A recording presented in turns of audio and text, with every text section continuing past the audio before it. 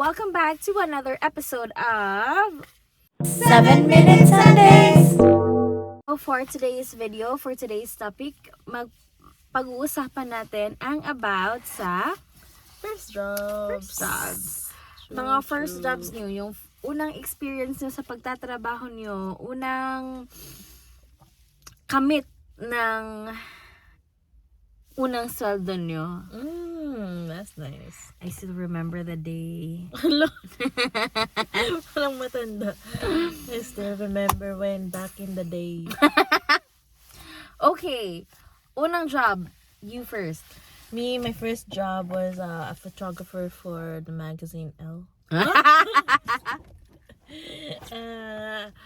First non-official job ko ay babysitting when I was siguro 13. I babysitted yung anak ng teacher ko nung grade 4, 5? 4. Grade 4 or 5 ako. Kasi dati nakatira kami sa Marlborough na forest lawn area sa Calgary. And then after noon, lumipat kami sa Bridalwood. Nung nasa Bridalwood na kami, before kami lumipat, sinabi ng mom ko na mag-move kami sa Bridalwood. Yun pala, kapitbahay namin yung teacher ko. So, after nun, parang, since hindi na ako doon sa school na yun, and, you know, we're neighbors, ako na yung nagbe-babysit sa kid nila na 1-year-old. Pag the date 9 sila. So, mga 2 hours, 3 hours lang naman. And then, the dad would walk me home afterwards. Yeah. And I got paid $12 an hour. Wow, that's pretty good. For how many hours? Mga 2 or 3. Ganun. Not too bad. Mga $20, $30. Ganun na earn ko each time. And consistent yun every week. Not too bad. Yeah. Pero yung official na work ko was when I was 13 going on 14 sa A&W, and I worked there for 7 years. 7 years. And how old were you? 13, almost 14. Again, yeah. Yeah, I was only in grade 8 going into grade 9. Parang end of grade 8 tapos grade 9. Yeah. So yes po, ladies and gentlemen, sa mga kababayan natin dyan na nanonood sa Pilipinas, yung mga ganyang age dito sa Canada, pwede na pong mag-work. For as long as okay naman, pinapayagan sila ng parents, and okay naman, buong kalooban naman na mag-work ng bata na, na gusto ng bata na mag-work sila. True. And, parang yun yung legal age dito is 14 ata. Yeah. Was it full-time? Or no, you can only work part-time. I'm sure na, I have not seen this, this regulation, pero I'm sure na before 14 you can't work full time yet. Yeah, pag wala ka pa sa legal age. But yeah, you have the option to work if may free time naman kayo, right? And that's anywhere that like is hiring. So A&W, retail, yung mga friends ko dati parang nag-ikot lang din ng mga fast food. So A&W, Wendy's, Tim Hortons, McDonald's is a big one. Yung mga ganun. That's also a very good good experience and good training for the kids na maging independent sila, and para malaman nila paano nila i-value ng money. Yes, i-value yung money nila, kasi naiintindihan naman natin na yung mga parents gusto natin, or you guys just want the best for your kids, pero I think hindi naman kami parents, pero tingin namin magandang training yan for your kids. Yeah. And also yung pag nag-work ka pala, pag nasa high school ka, tapos nag-work ka, kung i-declare mo yung mga hours na work mo sa school, they can give you extra credits.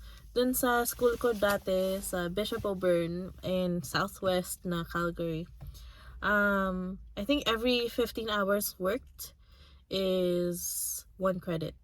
Yeah. And with a maximum of, I think, 5 credits or 3 credits. So, what do you get? Ano yung credits na yun? Kasi to graduate, you need this amount of credits.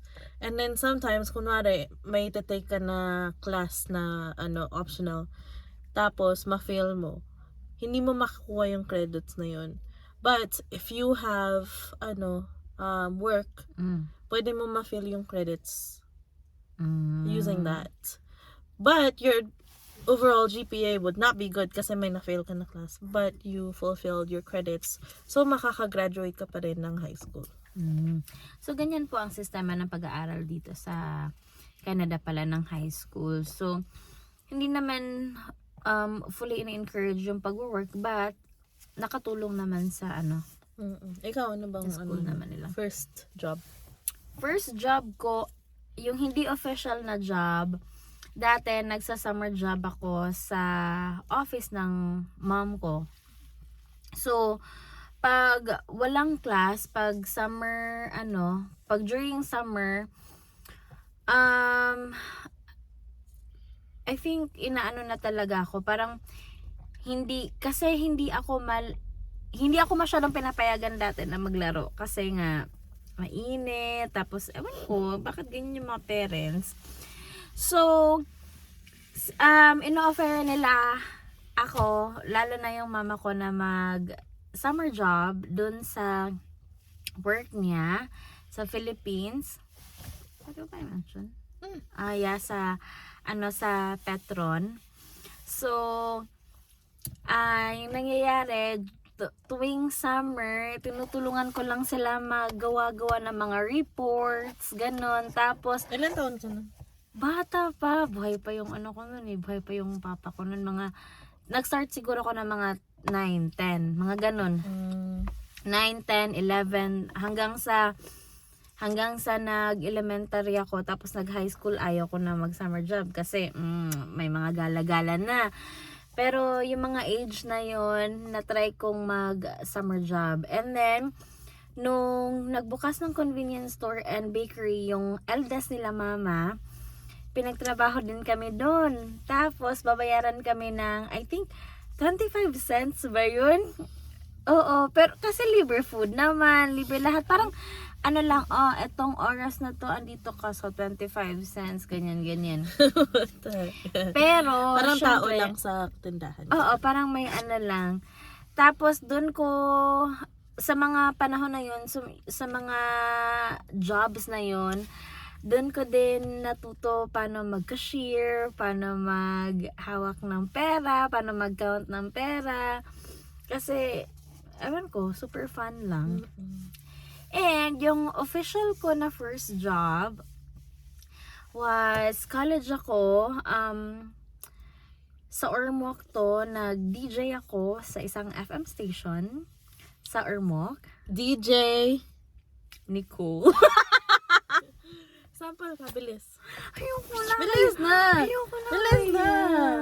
Bilis na. Bisaya kasi yun. So, para sabihin mo lang, kamo na minaw sa pinakalanog o pinakainit na FM station here in town. Para ganyan, mama. Ganyan. So, opo, naging DJ po ako for ilang, hindi naman siguro ako mabot ng isang taon. Siguro, ilang buwan ako na super active talaga sa radyo. Tapos, nag-election pa noon, year 2010. So, tapos, after no, naging busy na ako sa school. So, ano na lang ako, tatanungin nila ako kung pwede ba ako mag-on air. Tapos, may mga times na umayaw na ako kasi busy na sa school. Ano sinasabi mo sa on air? Ano ba yun? FM or AM?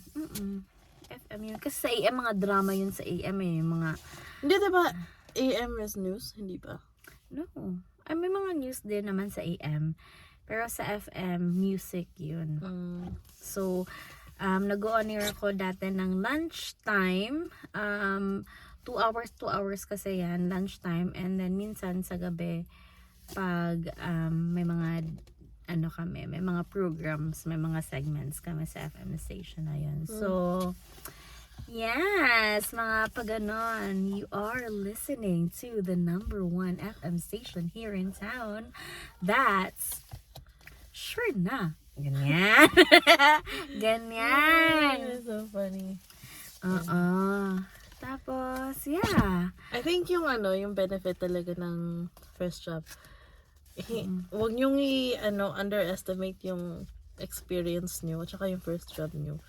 Kasi ang dami ko parang natutunan dun sa sa first job ko sa A&W na hanggang ngayon parang may experience pa rin ako sa ganito, ganyan. Like teamwork, ganun, tapos punctuality. Totoo. And then marami ring like personal like personal growth na nangyari. True. Kasi ikaw na yung naghahawak ng pera mo, ikaw na nagbabudget ng pera mo. Maano mo na rin sa sarili mo na may gusto ako. I need to work para makuha yung yung gusto ko. Totoo. Dati, ganun din yung nangyayari sa mama ko na, well, of course, alam ko naman na andyan lang siya, susuportahan niya ako kung anong gusto ko. Pero, syempre, dahil may gusto na ako na labas sa mga basic needs ko in life, yung mga luho na kumbaga, True. syempre, kailangan mong pagtrabahuan yun. Although, I understand na kaya namang ibigay ng mama parents. ko, yeah. Pero, during that time na kami na lang and then siya na lang nagpapalaki kasi nga, di ba, maagang namatay yung dad ko. So, parang, naiintindihan ko na okay, so, dahil may gusto ako, dahil gusto ko to, pagtatrabahuan ko. Yeah, and ako din dati, kasi di ko nga alam kung talaga saan napunta yung mga pera ko dati. Diba? Diba? Oo, pero alam ko na kasi, di ba, pag high school ka, pag junior high, ganyan, marami kang friends, and then, wala naman kayong gagawin ng friends nyo, hindi naman kayo pwedeng mag-party or like mag-clubbing or anything. So, yung mga pera nyo, mapupunta lang talaga sa kung kakain kayo sa labas, manonood ng movies, bibili ng popcorn, tapos transit, ganyan, tapos bibili ng kung ano-ano, or yun lang, yung mga ganun. Kaya, ang sarap din na parang, kasi sa mga friends ko sa school, since I worked when I was only 13, going on 14, parang ako lang yung first na nagkaroon ng job. And then, I remember, I think, my first or second paycheck, withdraw ko ng increments of $5. Para marami. Tapos nilagay ko yun sa, sa wallet ko. And then, I felt so rich, Kala ko mayaman na ako kasi, ang thick kaya, $200 din yun. Tapos, ang thick ng $5. And then, ako lang yung may ganun. Kasi nga, di ba, wala pa naman jobs yung iba. Totoo. Ewan ko, pero kasi Feels good. ako dati kasi ginagamit ko, maaga akong pumarty, guys. Maaga akong nagparty, maaga akong nagka-boyfriend, maaga akong basta yung mga ganon, high school pa lang na gumagala na ako anywhere, umiinom, yung mga ganon. So, yung mga perang na earn ko, dahil nga parang gusto kong gawin to, gusto kong gumala, gusto kong anything. Wala pa sa utak ko yung concept of saving money. Yeah, dati. me too. Kasi, syempre, nanibago ka pa. Pero, hindi ko na-realize, hindi ko alam na yung time pala yun na nagtatrabaho ako, yun na pala yung start na makakatulong sa akin kung nasan ako ngayon. Kasi guys, ewan ko lang, siguro na nakatulong yun na hindi ako naging tamad ngayon. Totoo. Yeah. Ewan ko lang, pero yeah, hindi ako natatahimik pag walang trabaho. And yung parents ko, like, kudos to them kasi nung nag-start na ako, kaming dalawa ni ate na mag-work, tapos consistent na yung parang consistently may schedule kami every week na mga 2 schedules lang naman, twice a week lang kami nag-work, ganun. Parang pinasa na nila agad sa amin yung yung phone bill namin. Yun lang. That's it. That's our only responsibility. Tapos medyo, nung time na yun, siguro, kasi nga, bata ka, tapos gusto mo yung pera mo sa inyo. Maano mo na, kailangan ko bayaran yung $75. Pero, natuto kang mag-budget ng pera mo. Tapos, you know na, you have a responsibility to yourself to pay your phone bill. Kasi kung wala kang pambayad ng phone bill, makakat yung phone bill mo. And guys, I cannot tell you how many times I have lost my phone bill. I mean, my phone line because I have not paid my phone bill. Like, siguro nag-overdue ako ng mga 4 months noon. And then, yung phone bill ko nasa 300 na. And I was like, scraping dollars just to have my phone bill. Tatawagan ko yung Fido, tapos sabihin ko na, I'll pay $35 right now just to have it back up. But, yeah, parang, nalagpasan ko naman yun. And now, takot na takot akong may ma-miss na payments sa anything. I'm so scared to, parang mawalan ng money na extra. Kasi, ayoko lang na, na mapunta sa feeling na I'm scraping dollars just to pay my responsibilities in order to live. Parang ang hirap. Yeah. True. And tama ka, we give credits to our parents kasi pinalaki nila kaming ganito na parang parang may trust na we can stand on our own at an early age. So, kudos to them. Ang talaga, like that really helped. And that I passed on to my cousins also, si Brianna and si Lance. Mostly Brianna right now, and Lemore and Ryle. Na parang sinasabihan namin sila na, mag-work na lang kayo para yung money nyo, ganito, ganyan, okay lang yan, may responsibility kayo. Yung parang ganun.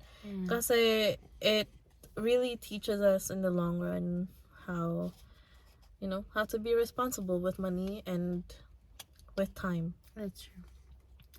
Well, yeah, I guess that's it. That's it for today's episode of 7 Minute Sundays. And hope you guys enjoy this video. If you guys are watching this, please don't forget to subscribe our channel and mag-comment kayo guys kung ano experience niya about your first job and paano nyo, I don't know, whatever you want to share. So, thanks everyone. Thank you so much. Bye.